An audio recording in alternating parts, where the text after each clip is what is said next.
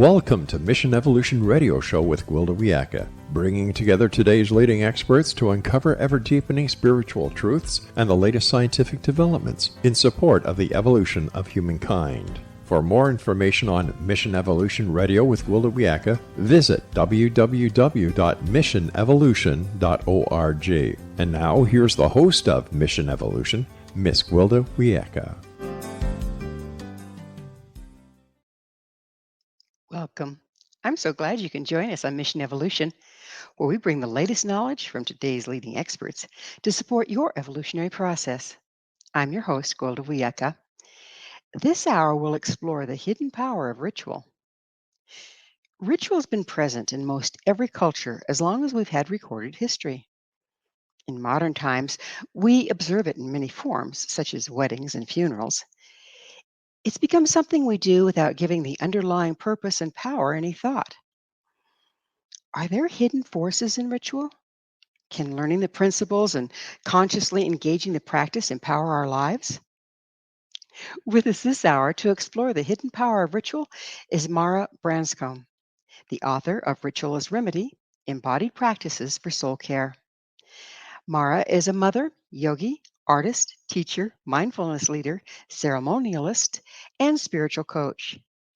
She's passionate about weaving the art of mindfulness, self-care, creativity, mind-body practices, and earth-based rituals into her life and work. She's been leading community ceremony since 2000. Her website, marabranscombe.com. Mara, thanks so much for joining us on Mission Evolution. Thank you so much for having me. This is a really important topic, I think, particularly now when so many of us feel very disempowered. So, to start out with, what drew you to ritual? What brought that to your life? Mm-hmm. That's a great question. I feel it is through the lens of nature. So I was gifted a childhood where I would spend our summers at our cabin in the woods on the lake. And there was something about the moon that struck me deeply. My first childhood memory is the moon. Some of us probably feel the same way. However, there was something that was so deeply connective to me about the way the moon came into fullness and the way the moon disappeared. And I started to feel like it was part of my own rhythm. And that's what drew me to ritual. So at a younger age, I discovered that there was moon rituals, in fact, that I could follow, and which led me to really opening up to those realms. So, just so we're all on the same page, it's a word that's used a lot, but exactly what is ritual as we'll be using it today? Okay. So a ritual is anything that's done with intention and consciousness.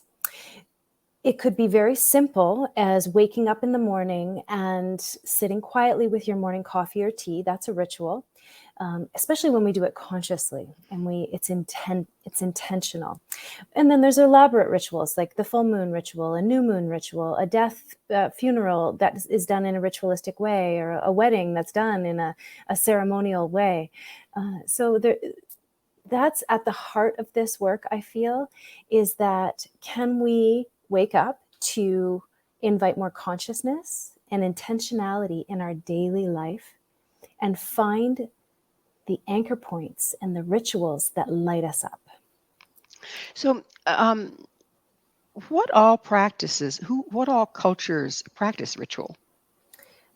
As you spoke, since the beginning of time, it's all cultures, every single one. And, because many of these rituals and traditions in the past were, passed down verbally through storytelling and through gathering and community, that's at the heart of many of our, ancient cultural ritual practices is community.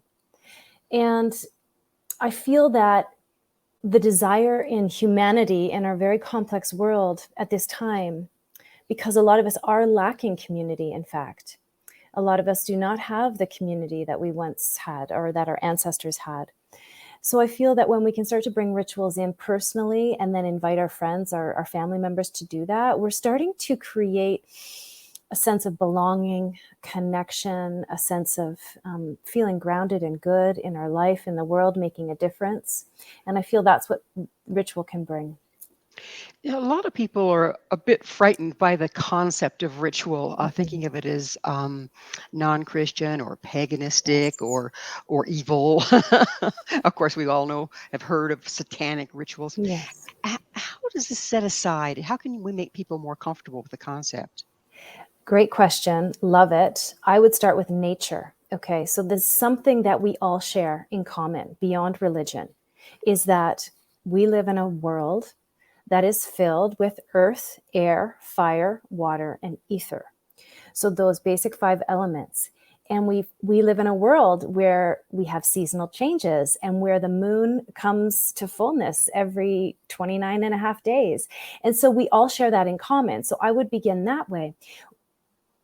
How can so if you're busy and, ungrounded in your life, then you work with the element of earth for grounding, for calm. If you're having a hard time and you feel stuck in life, we work with water. So I'm very much coming at this from an earth-based perspective that helps us feel connected to our environment. And so there's nothing woo about this. It's very practical and it's accessible to anyone who chooses to connect to it. So what's the power of ritual? It's like, is it so many people, it's kind of lost its focus in a way, in that, anymore weddings are, oh my goodness, the poor father of the bride, they're just this shopping spree and Yes. ego-centered mess. Yes. And I used to be a wedding photographer, so I'm Oh. coming from a place of having experienced it, Broadzilla, now it's Yes. Bridezilla. But Yes. not to talk down on weddings, but it seems like something has been lost there. What is it, and where was the power that we aren't seeing now? Yeah, that's great. I'm really glad you brought that example forward. So I feel that our consumerist culture, our materialist culture, our desire to want more, be more, do more, be the best, all of that egocentric energy has dimmed the power of ritual. And all these layers have come on top of what is at the core of humanity, of how we can be of service to the world. Essentially, to me, is love. Essentially, it's a truth. Essentially, it's being a compassionate, good ancestor on this planet. So if we take out all of that materialistic stuff and we get back to our roots, which is living in harmony with nature, because it was our survival was based on living in harmony with nature. We had It still is. I think we're in trouble right now because of it, right? But we've forgotten. Yeah. And so that's what we've forgotten. And we've come so far. And now the earth is speaking to us. She's like, I'm on fire. You actually have to really pay attention now. So what can you do?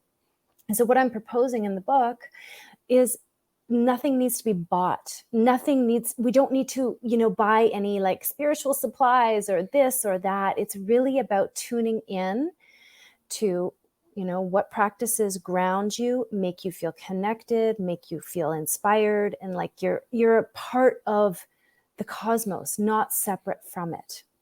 So let's bring this back down. You were talking about grounding. What's grounding? I mean, a lot of people don't understand. Mm-hmm. So when we get busy and we have the desire to do more, want more, and buy more, we lose a sense of connection to our body. I feel all the energy goes to the brain. And then that critical mind and the ruminating thoughts start to rule us. Therefore, we barely are even touching the earth because we've lost the connection and the feeling of what it feels like to be calm and connected to the earth. So that's what being grounded is. I think everyone's, I could make a really simple example of on holiday, lying on the beach, almost taking a nap, on the beach. And that feeling of your whole energy goes, shoo, it comes down. That's what grounding is. A lot of us don't give ourselves an opportunity to do that on a daily basis. In order to ground, don't we have to be somewhat present and aware of our bodies? Absolutely. And sometimes it takes a little bit of conscious relaxation practices in order to get there. So that's why meditation, yoga, breath work, even allowing yourself to rest at certain times, that's going to help you feel actually how tired your body might be. And then you actually start to feel more of what's truly going on inside, deep. And if we're totally locked into our heads, the body can eventually languish. Do you think grounding helps with that? Absolutely. Absolutely. Yes. So if we go back, because I still am not real clear about where does is there power in ritual? If so, what is it and where does it come from? Mm-hmm. Well, the power of ritual comes from your decision to consciously show up and say, I am engaging in present moment awareness. I'm going to call forward my 3 gratitudes every morning. There's a frequency inside that kind of intentionality.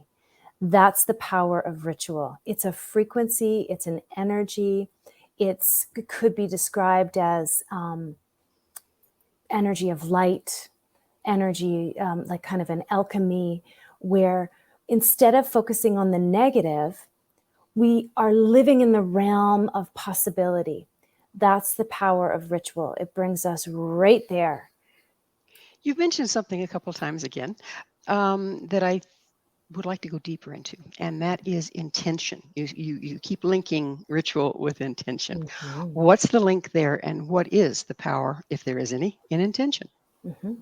Well, there's 2 ways to be in life, wouldn't you say? There's be intentional or not be intentional. I mean, I think that, it's simple and it's complex. So if I choose to not be intentional in my morning, for example, and I choose not to do my gratitude practice, and I choose to focus on all the things that aren't going to work out in my life and the negative, then that is most likely going to become my reality.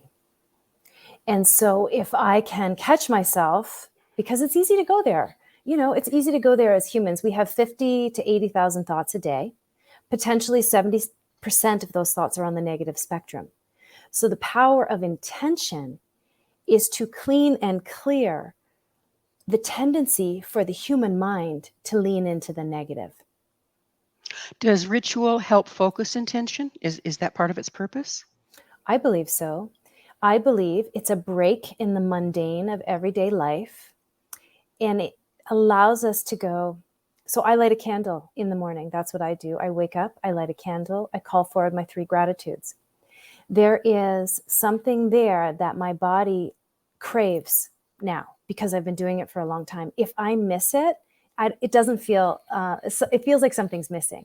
And so, and I always receive some sort of feeling that feels good when I do it. So can you imagine? I talk about the body as the storyteller. If you're feeding your body that good energy, you're going to bring that in. Everyone else in your life is going to benefit. And yeah, there's a real power and intention to that. Some people might say, well, you're getting going into the denial, airy-fairy, all is well, unrealistic place if you're not focused on what's wrong with the world.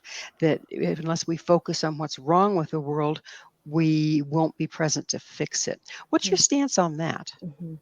Great question. My stance is I always come back myself, and I teach others to do this, to name what is true in the moment. So, because it's really easy to complain, it's really easy to talk about all the things that are not good or right. And that becomes a pattern, I believe. People start to follow that pattern. They fall into the victim, they fall into the martyr. I mean, we see it everywhere. It's amazing. And I see it in myself. I have to work hard to not do that. So my stance on that is, yes, I can see the problems in the world. I can see how hard it is for so many people. So many people are suffering. And what can I do to feel good in this moment so that I can have greater compassion, in fact, for those who are suffering, but not be pulled down by it? Why do you think that the negativity that we then buy into is so pervasive right now? Why is it stronger than the positivity that we have to work so hard to not slide down that hill? Oh, I love that question. I think especially since the pandemic, I've noticed a lot of people really got triggered. And I believe they got triggered into negativity, not only because it was hard, which it was, not only because a lot of people lost relatives, and it was very, very hard in the heat of the pandemic. We're still in the pandemic. I think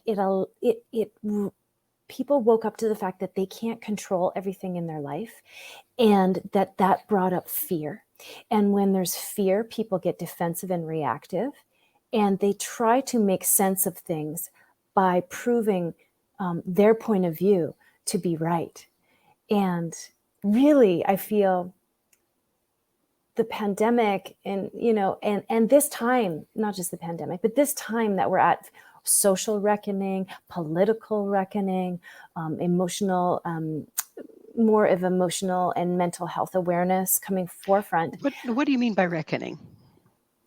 Well, the shift in the paradigms that has happened across the globe in the last 2 years, and it's a big time of we've gone through a lot of change in the last 2 years, politically, socially, culturally, along with the pandemic.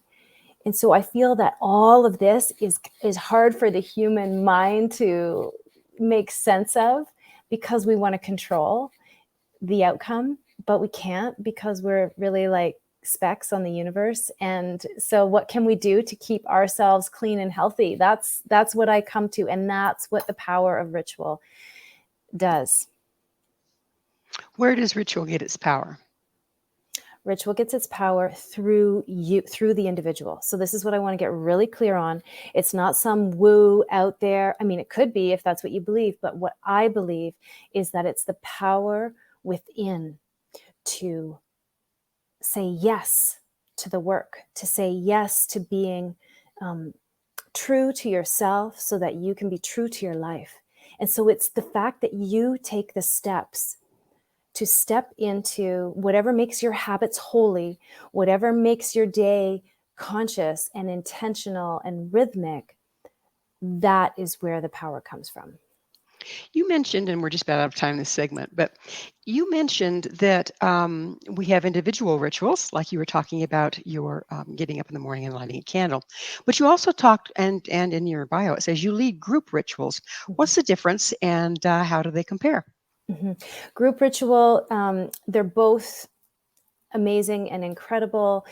Individual ritual is, you can do it on your own. It becomes very intimate because you do self-lead and self-guide. When I guide others in group, there is a beautiful container that is held and created where people feel supported, they feel connected to their community. And there's an energy that kind of builds and grows in a larger, more expansive way, almost like the full moon. And the new moon, I would say, is more of the energy of that kind of inward, more solo retreat. So when you're doing group ritual, are you combining intent? Yes, absolutely. Is that more powerful than individual intent? I don't think I could say that. I think that every situation is different. Every single ceremony is different. Every time we gather, either individually or collectively in a conscious way, there is a healing that takes place. By healing, do you mean correction, rebalancing? A rebalancing, recalibration is a good word for this. So yeah, if the word healing doesn't work, I feel like we're always in a state of healing, or we're always in a state of deepening. Well, it is that magic moment. We're going to have to take a station break. Mara and I will be back very shortly, so don't go away. This is Mission Evolution, www.missionevolution.org. Hello again. This is Mission Evolution, missionevolution.org. We're dedicated to unification and evolution of consciousness. With us this hour discussing modern day application of ritual is Mara Branscombe. Her website, marabranscombe.com. Mara, we were talking about individual ritual versus group ritual before the break. So, continuing on that, how do you choose which is appropriate at any given time, group ritual or individual ritual? Mm-hmm. For me, I follow the moon cycle, so new moon or full moon. New moon, as I was mentioning, could be a time to go inward on your own. And full moon, pardon me, has the more expansive kind of energy that could be done in a group. However, I lead both, really depending on what's happening in the world, in my life, in other people's lives, and that also the equinox and the solstices. So we have spring equinox, summer solstice, fall equinox, winter solstice. Those are holidays for me that I celebrate and honor, and I gather with others to do that with my family. What's the point? What's the point? What's the purpose? What's the point? Mm-hmm. Well, we talked about earth, air, fire, water, and ether being great guides, great teachers. We talked about, our external environment and being part of it. And these are cosmic shifts, and they are bigger shifts than perhaps we can even put words to. The magnitude of the energy on the planet is wild, it's expansive, it's abundant. Why not tune in? Why not tune into that exact alignment of summer solstice, the longest day of the year? Why not? And there's all symbolism that, it's a very deep symbolism, each one. So basically, are we aligning ourselves with the power of the earth and the universe when we do it? Yes. Well, that could be very empowering, couldn't it? Yeah, absolutely. And also that, we're connecting with something bigger than we actually know. And so it's not only, it can keep us humble.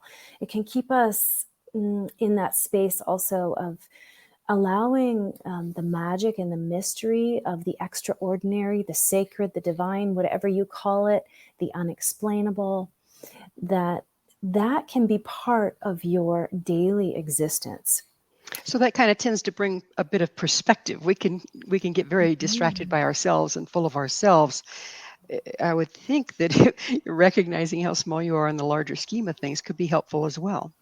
Absolutely. That's a great way to put it. And again, what you commented on is that we can really get full of ourselves and we can almost become narcissistic or, ego driven every step of the way if we're not conscious or careful of that.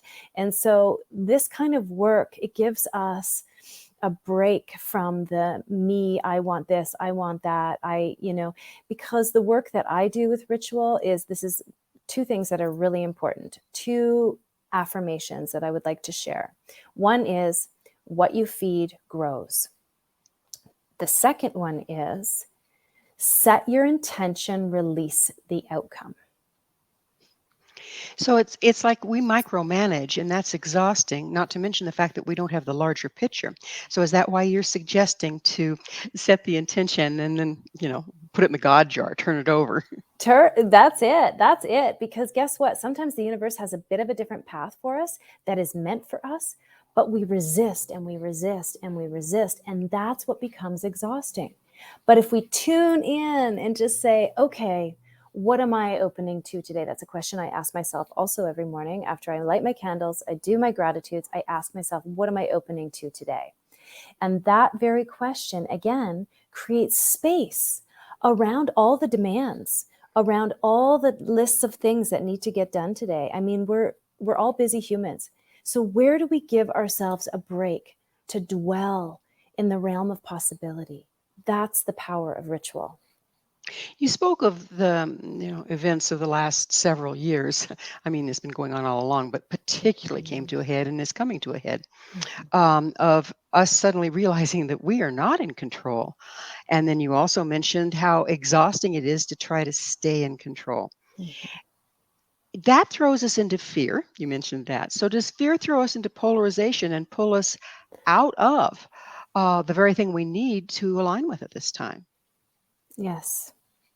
That's a great way of putting it, Gwilda. I think that, when we can understand what we're fearful of and we can name it, and that's where a journaling practice comes really, that's part of a ritual practice that I do, is a journaling practice where it's uncensored writing. So one could be list all the things you're afraid of, like every single thing, do not censor. And then you go and ask yourself this question, well, what is actually true? What is true for me? Because a lot of these fears we take on, I believe, from the news, from social constructs, from all sorts of, inherited family ways, for example. And once we start to understand, oh, I understand where that fear is coming from, but it's actually not my reality. So I can let that one go. So you can intentionally choose your reality. How does that work? It is about doing the work. It's about naming, and I work with it in the book a lot. Like each chapter goes through the fear, the shame, the guilt, the grief, the lack of expression and creativity in our life. So it's really about, I feel, doing our personal work so that we can understand what our limitations are, what our self-prescribed limitations are, so that we can eventually liberate ourselves from those. And sometimes we need to get support. We need to get help in counseling and support, and we need to do the work, and we take our meditation courses, and we take our yoga, and we spend time outside. These are all ways to begin to soothe the nervous system enough to actually understand what is ruling us. It's an interesting time in that what we're seeing is massive polarization and fear. And so more and more people are becoming disconnected from their truth and bought into the fear. What's going to be the first step? What do you recommend to people? Because we're all dealing with it. What do you recommend, ceremony-wise, to help break that pattern so that we can engage in ceremony, so we can engage in grounding? Mm-hmm. Well, I like to say bookend your days with some sort of healthy habit or ritual practice. So if the word ritual doesn't work for you, we can use the word healthy habit. That's totally fine. So what do you do first thing in the morning? How do you start your day? Okay, this is one way to break that cycle. If you go to your phone instantly and start, dreading your day because how are you going to get through the day? Well, that's a really easy fix. Because what you do is you coach yourself and you put a timer on. And you say, I'm not allowed to touch my phone for 10 minutes. And I'm going to sit quietly with my coffee and tea. I'm going to light a candle, or I'm going to write my gratitude journal. I'm going to write 3 gratitudes every morning. If anyone's listening to this right now and wants to break a cycle, do that for 7 days straight and see what happens. And then in the evening, also, you could do, turn your phone off 30 minutes before you go to bed, maybe a nice bath, a shower, or some sort of relaxing practice that has nothing to do with media or external energy.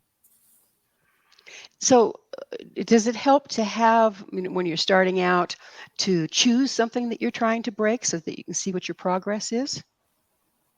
That's a great way of doing it. But start small. Don't go for something huge here. Like start really small. I mean, I think that like if you want to bring more positivity into your life, the morning is an amazing beginning. And even if you're a parent to young children, you just have to get up a little bit earlier. That's all you have to do. And you have to make sure that you get you time in. This is self-care. I call it soul care, in fact, because if you do not do that, then who will? No one else is going to do it for you. So we really have to commit once we do. And it can be really small, like it can be 2 minutes, 2 minutes of lighting a candle, 2 minutes of gratitude.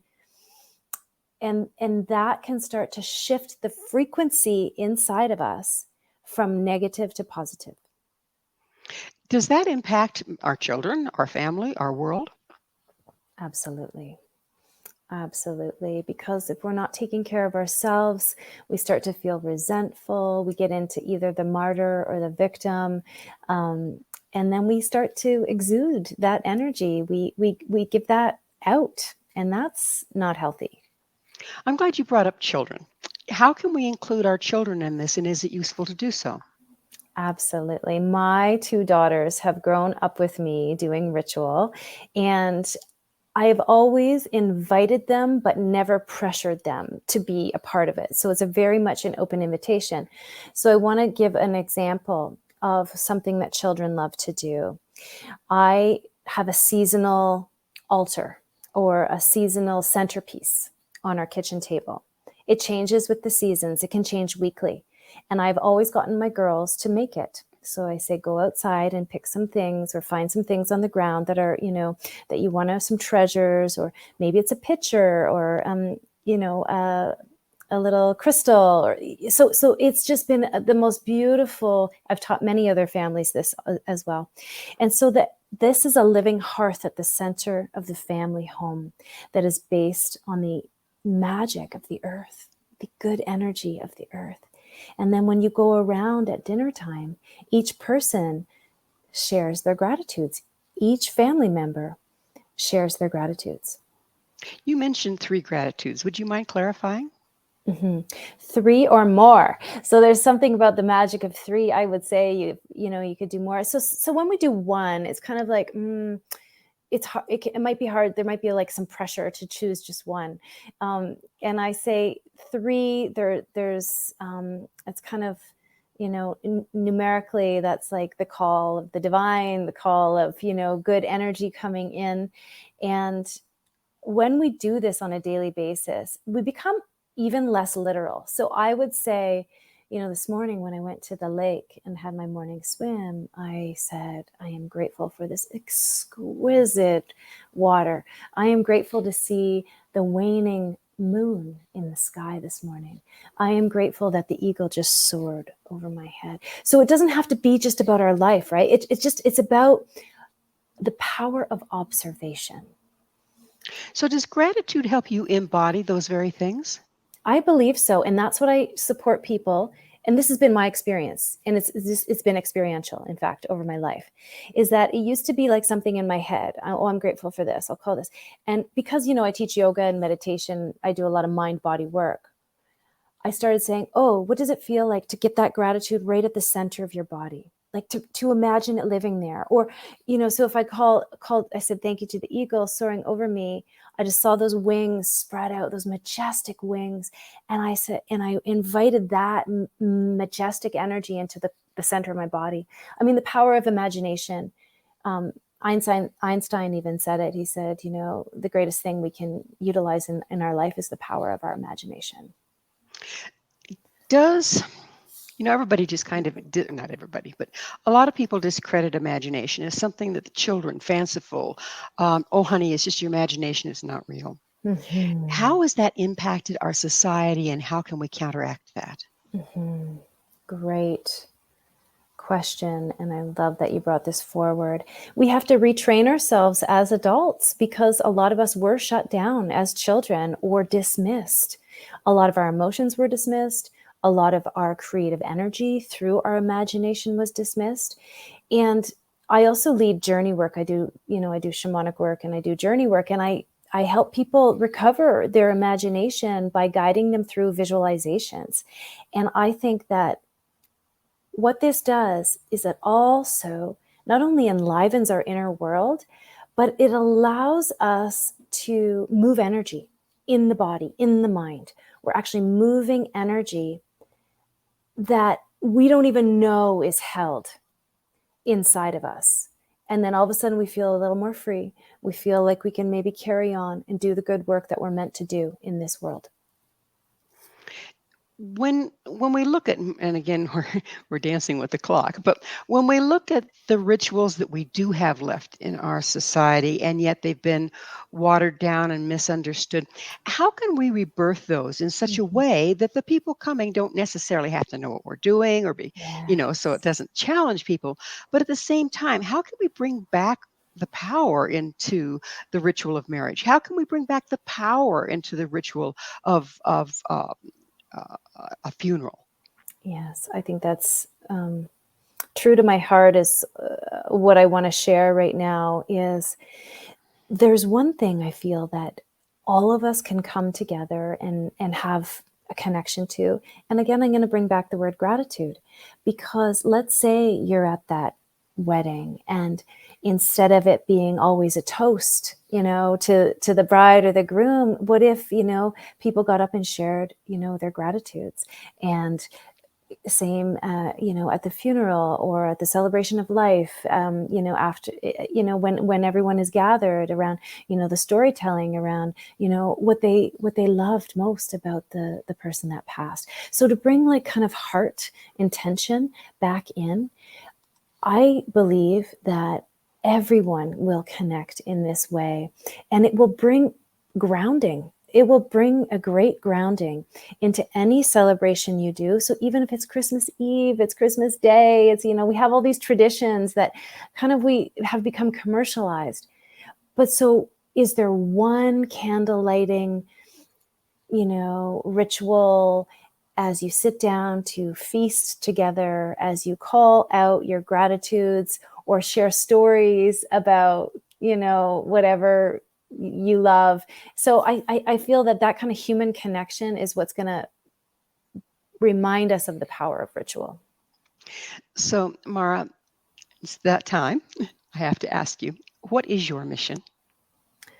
My mission is to support people in, being the best they can on the planet, to then go out and do the work that most lights them up and is also to be in service of the world. And my mission is to do that for myself as well, and to continue to grow and evolve and dream and create for the betterment of humanity. It's a very powerful mission. What is your vision for the future of ritual as our times change and everything gets extremely intense? What's your vision there? My vision is that we have these practices, and that's why it's, I wrote the book. Is the book also has all these formulas, actual recipes to follow, rituals to do step by step.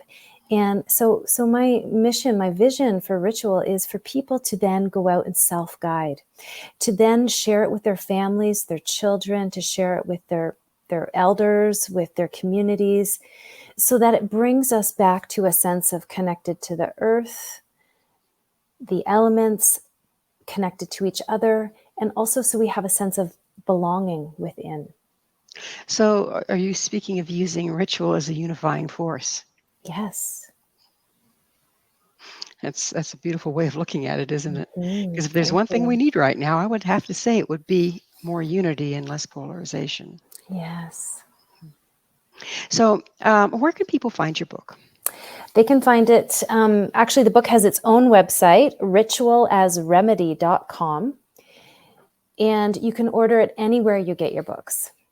And I always say, find your local bookstore and ask them to bring it in, because I love also to support local. Yes, we do. I mean, we hate to see all those brick and mortars go away, don't we? Yes. Well, Mara, it has been a pleasure, and I'm so glad you're in the world doing what you're doing. And unfortunately, we are out of time. Thank you so much for coming on the show. Thank you for having me. Our guest this hour has been Mara Branscombe, the author of Ritual as Remedy, Embodied Practices for Soul Care. Her website, marabranscombe.com. This has been Mission Evolution with Gwilda Wiyaka. For more information or to enjoy past archived episodes, visit www.missionevolution.org. Please be sure to join us right here next time as this mission continues, bringing information, resources, and support to our rapidly evolving world.